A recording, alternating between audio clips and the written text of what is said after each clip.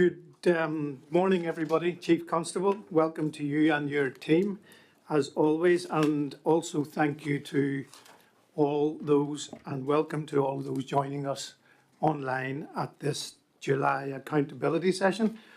I'm going to open with the issue of funding. Chief Constable, for many months, the issue of resourcing has been the primary feature of many of our meetings, both in public and privately. We have supported the PSNI recovery business case, and in this room we all know the impact of the current resourcing situation: reduced neighbourhood footprint, reduced investigative capacity, slow response to non-emergency calls, and a reduced proactive presence on our roads.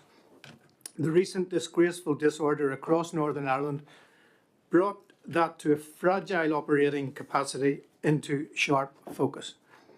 We were all very seriously concerned as it was putting the lives of both officers and members of the public at risk.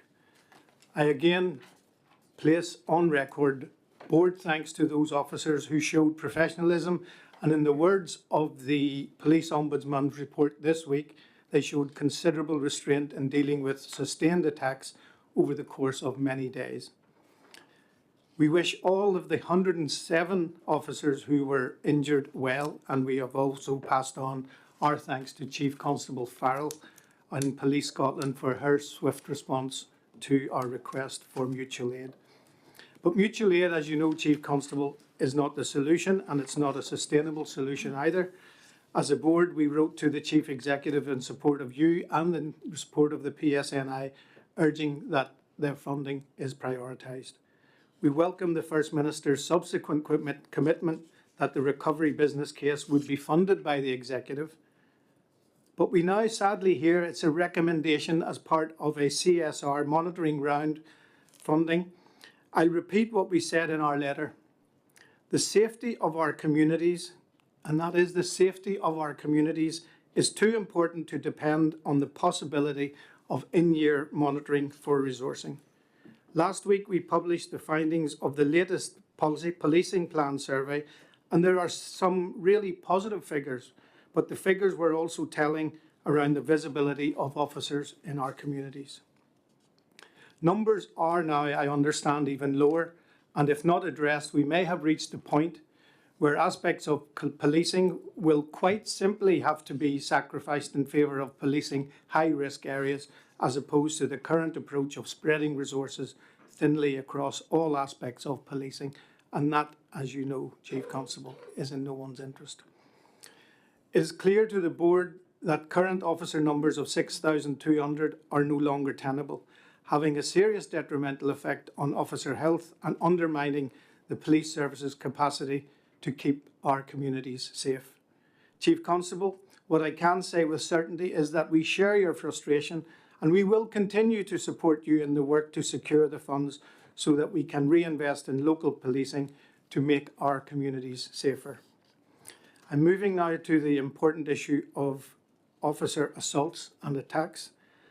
At a time of resourcing pressures, having officers injured and non-operational has a much greater impact. As I said at the launch of the Police Federation Let Them Protect campaign, one officer injured is one officer not working in the community, dealing with community concerns. We fully support the new awareness campaign around officer attacks and assaults, and it is welcome that the sentencing guidelines around attacks on officers and other emergency service workers will now be reviewed. Police need the support of the community, and we call on all those within positions of influence to use their voice and work and support the police in their work. And this week's strong message for the policing from church leaders was very timely and was very welcome. We trust this support will continue in the weeks and months ahead across the community. Now, on the topic of violence against women and girls. This week, of course, we heard the dreadful news of the murder of Sarah Montgomery, and our thoughts and our sympathies are with her family, friends, and the two girls who have lost their mummy in the most awful of circumstances. We welcome that you have commissioned a review of the policing response to tackling violence against women and girls. Your report sets out progress with investigations and initiatives across a number of areas of work.